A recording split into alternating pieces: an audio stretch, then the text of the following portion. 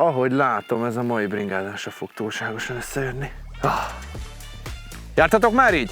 Alig vártad, hogy kimenjél bringázni, csak mikor kiérsz a pályára, éppen azt veszed észre, hogy használhatatlan. De hoztunk nektek egy pár tippet és trükköt, amiket akár otthon is, vagy bárhol meg tudtok tanulni, egy nap leforgása alatt. Na nézzük, hogy mik ezek.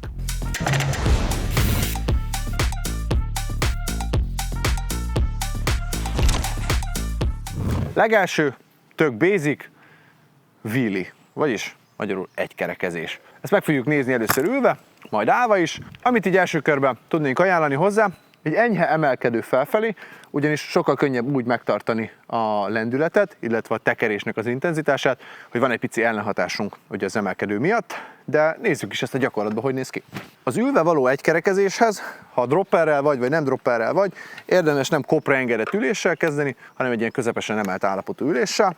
Ne válasszunk nagyon-nagyon könnyű áttételt, mert akkor ugyan az elején könnyen ki tudjuk kapni, viszont nem fogjuk tudni megtartani a tempót, vagy pedig kiszaladolunk a bringa. Miért is csináltam ezt a kiszaladást? Azért egy ilyen wheelieből vagy egy egykerekezésből elég szépet lehet esni, hogyha nem figyelünk oda, ezért is kérném mindenkit, hogyha ilyen apró dolgokat is gyakoroltok az utcán, a ház előtt, vagy bárhol, sisak legyen rajtatok, oké? Mert ha beütöd a fejedet bárhol, az nem jó. Kétféle opcióval tudjuk megakadályozni, hogy hátraessünk. Hogyha elkezdem az egykerekezést, és érzem, hogy kijön, már a lábammal az egyikkel lépek a pedálról, másikkal lövöm ki magam alól, hogy ebben a pozícióban meg tudjak érkezni. Másik opciónk pedig a hátsó fék. Ugyanis fogom, elkezdem az egykereket, behúz, és már viszi is le az elejét. Szóval a biztonság kedvéért megmutattam, hogy hogyan lehet megelőzni az esetleges sérülést vagy esést. Ugyanis szerintem az nagyon fontos, és keveset beszélünk róla, hogy sérüléseket meg lehet előzni, és meg is kell. Tehát ezért mondtam, sisak és óvatos, átgondolt gyakorlás. Na de hogyan is kell ezt az egykerekezést helyesen csinálni? A kezdésnél el kell kapnunk egy jó összhangot az emelés és a tekeréssel. Ugyanis ahogy emelem, ezt a pozíciómat azzal fogom fenntartani, hogy folyamatosan jár a lábam és pedálozok, és adom neki a gázt, mint ahogy a motorosok is húzzák, hogy szépen fennmaradjon az eleje. Nézzük ezt.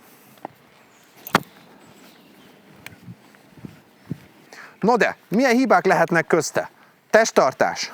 Láttam már nagyon sok olyat, hogy ugyan felemeljük az elejét, viszont nem engedjük jönni úgy igazán, és a testünkkel tartunk ellen, akkor nem fog ez soha menni, hogyha a súlypontunkat nem engedjük hátra, hanem rajta hagyjuk nagyjából a közepén vagy az elején a bringának, akkor nagyon-nagyon szenvedős lesz ennek az elejének a megemelése. Tehát ezért is üljünk szépen a nyerekbe, mellkasunkat kiemeljük, adjuk a gázt, és engedjük, hogy menjen a bringa. Szépen dőlünk hátra, karunk legyen rogyasztva. Ne nyújtott kézet csináljuk, hanem szépen hajlított karral, ugyanis akkor tudjuk kontrollálni a bringának az elejét, mennyire jöjjön fel, mennyire menjen le.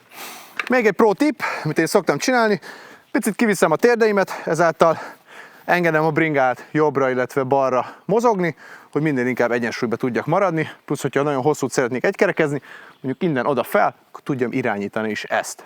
Jaj, szia kutyus! Ha gyorsulni szeretnénk egykerekezés közben, akkor ne habozzunk váltani. Tehát kiemelem, tekerem, érzem, hogy lehet kattintani, lehet, és akkor már lövöm is felfelé.